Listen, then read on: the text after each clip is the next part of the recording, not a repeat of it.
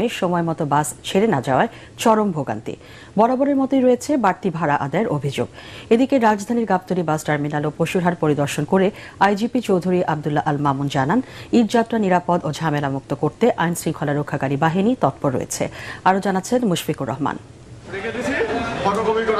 এই অপেক্ষা ঘরে ফেরার, প্রিয়জনের সাথে ঈদের আনন্দ ভাগাভাগি করে নেয়ার, ছোট থেকে বড় সবার নির্বিঘ্নে যাত্রার জন্য তাই এত আয়োজন।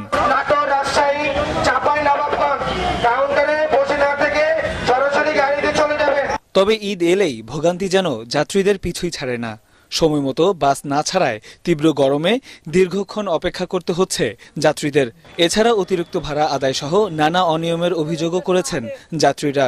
আমাকে যখন টিকিট আবার 8:30টার গাড়ির টিকিট দিবে, তখন টিকিটে আমার আসছিল E1 E2, সেই গাড়িতে আমার পিছনের সিট, বাঙ্গারেরপুর সিট যেটাকে বলা হয় H1